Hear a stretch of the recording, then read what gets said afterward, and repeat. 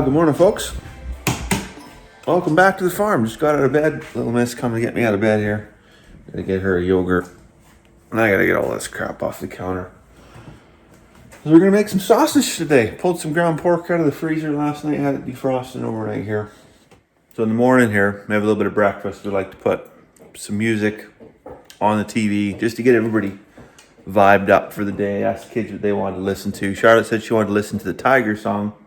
So I thought, "Eye of the Tiger" by Survivor. Played it, and she's just shaking her head the whole time. Apparently it was Roar by Katy Perry. I'm definitely in the wrong era here. I'm showing my age.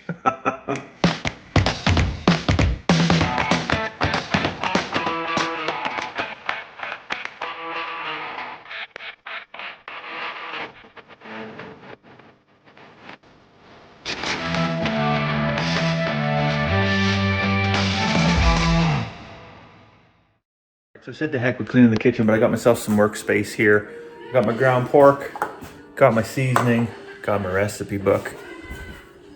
It's not original, not a bought recipe book, it's handwritten recipe book.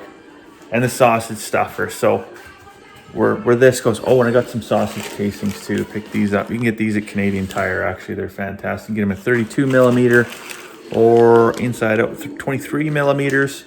These are really good breakfast sausage casings. These are good for your dinner sausages.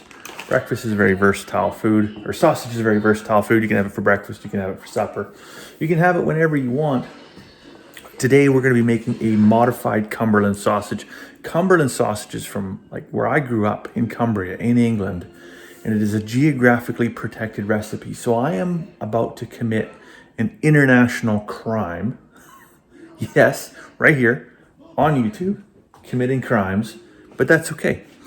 When I say it's geographically protected, that means you can't call it Cumberland sausage if you change anything. I am going to change a couple things. I don't have coriander, so I'm going to put cumin in with the seasoning mix.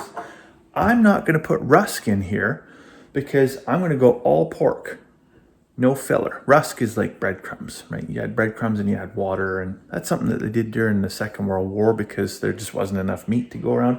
It does, kind of have a habit of keeping the sausage maybe a little bit juicier because of the water and the breadcrumbs mixed in there. But if you're using, a high enough fat content in your pork mixture, which is why you generally want to go for pork shoulder with the fat on, skin off, fat on, right? You don't have a problem with that. So that's what we're going to do today.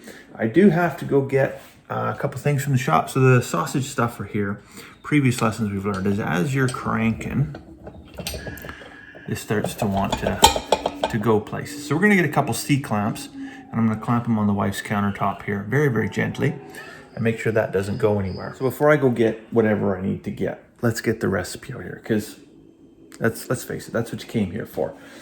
Ground pork. Now you can either, I just defrosted this out of our freezer last night. That's why it's a little moist on one side.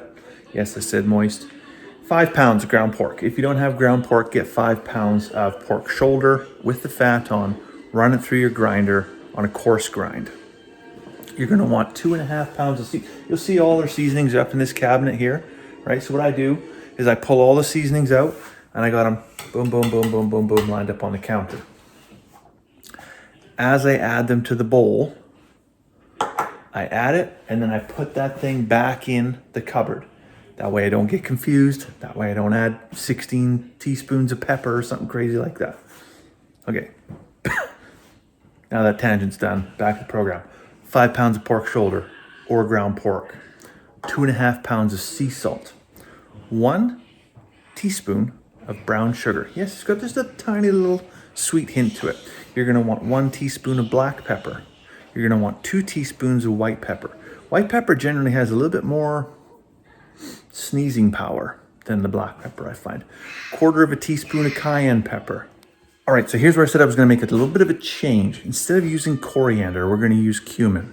Cumin, once everything's kind of blended in and it's all cooked up, have a very similar flavor profile in terms of like how it affects the flavor of the meat overall. So we're gonna use 1 teaspoon of cumin instead of coriander.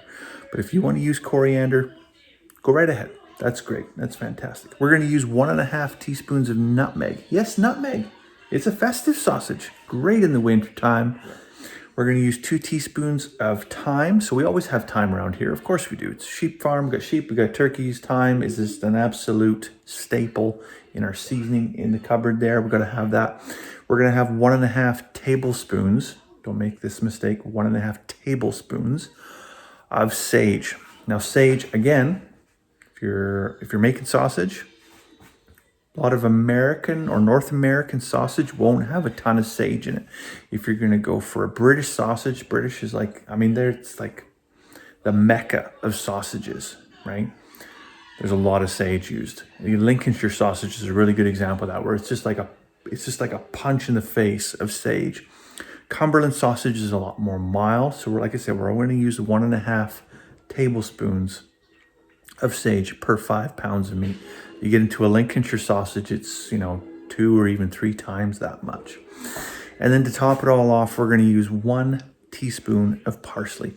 Now, if you're gonna use this as a dinner sausage, as opposed to a breakfast sausage, you may want to add a little bit of onion powder or diced onion or chives. Even dried chives work really, really well, just to kind of mature up that flavor profile. Just give it a little bit of snap there. So once you've got your pork blended up with your spices like this, you're gonna put some saran wrap on it, let it chill, whether it's in the fridge or whether it's outside. Today's a little cold outside for us, it's -20, so probably not gonna put that outside.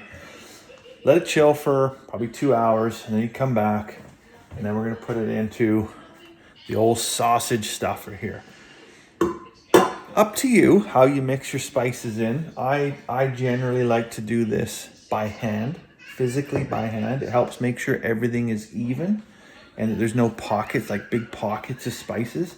You imagine that you're eating on a sausage and then suddenly you just get like a big fork full of sage or white pepper or something like that. How quickly that could ruin your day.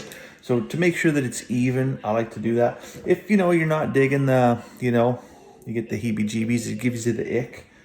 You could use a rubber glove, or you could alternately use a potato masher and a spatula and just keep folding it and turning it and folding it and turning it. Or you can buy a meat mixer. Meat mixers are pretty expensive. And, get the Canadian winters here, your skin gets pretty dry. You get little, in the corners of your fingernails and stuff like that gets pretty cracked up with the dryness. Mix up some pork sausage. I tell you, the pork fat in there does amazing, amazing things for your hands. Anyways, I'm gonna scoop this in from the bowl into here. Now when we do that, we're gonna wanna make sure that there's no pockets of air get trapped in there. So we're gonna force it down with the spatula, make sure there's no air gets trapped in. Reason for that is we start cranking on this thing and we're starting to push all the meat out into the sausage casings. You get a pocket of air in there and it's just like pop, pop, pop, pop, pop, pop, pop, pop. And it's just like a meat machine gun. And it can literally take the sausage casings and throw it out of your hand, and then you've just got raw pork all over your kitchen. Not a good time for anybody. All right, so we've got the sausage stuffer full, and we've got the base secured. When you do this, you're gonna wanna make sure you use food safe C-clamps, none of those, cheapo ones from Canadian Tire. You wanna make sure they're proper food safe ones. I'm just kidding. You can use any old C-clamp. My wife, auction find, she bought up, a pallet, a crate is what it was, of stuff from a Ritchie Brothers sale one time. That entire crate was full of C-clamps. So if you need some C-clamps, I only have about 780 of them. Feel free to give me a call. You pay the shipping, you can have them for free. So now before you slide your casings onto here, what I like to do is just give it just a little bit so that the meat comes right to the tip. Eliminate any oxygen in the tube here. Alternately, if that doesn't work, when you tie your knot in the end of your casing, you can just poke a tiny little hole in it with a toothpick or something like that. And that will allow any air to escape so that you don't have like a big 6-inch air balloon before the actual sausage starts, so you have to manage. All right, so we're gonna slide our casing on here. This is our 32mm casing onto the 23mm sausage stuffer. I do that because the whole thing fits right over top. Whereas I find if I use the other one that actually is intended for there, I can only get about a third of the actual casing on there. Now I'm using a collagen casing as opposed to a natural hog casing. Reason I do this is simply because although I'm making a tutorial video, I'm still very much an amateur.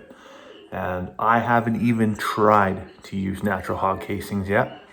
And if I do, I'm sure I'm gonna have to do that more than once or twice before I figure it out and try to show anybody else how to do it. That said, I have used the collagen casings probably half a dozen times with success.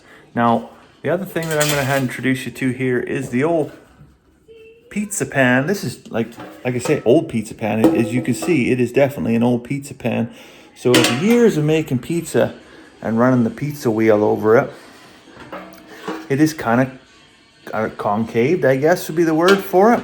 So if you got it on a flat surface like this, it will actually spin. And that works fantastic for when you're making sausage, because you can get your sausage right onto there. And then it just will make the coil as you go. It actually works incredibly amazing.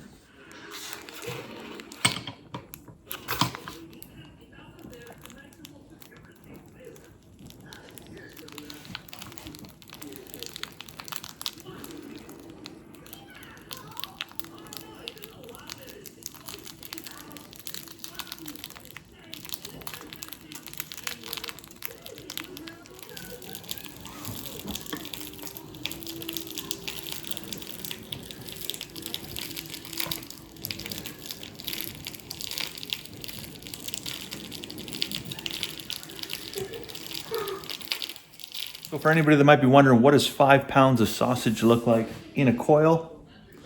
That's what it looks like right there. Is that not a thing of beauty right there? I'm so excited. I'm so excited.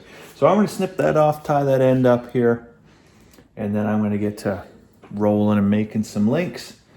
And then I think I'm gonna be the first person to use my wife's Christmas present. I bought her one of those vacuum food saver dealios, and we're gonna split these up into 1 pound packages right here, and then vacuum seal it. Chuck 3 of them in the freezer. 2 of them we're gonna keep out because obviously I'm gonna have sausages for supper and probably for breakfast tomorrow. So you might be wondering what even goes with a Cumberland sausage? Well, I mean, what doesn't? If you're lazy and you just want to hit the easy button, mashed potatoes and gravy, and you can't go wrong. You know, sausage and chips, can't go wrong. Basically, any potato dish is gonna be just a natural fit with a sausage, 100% of the time.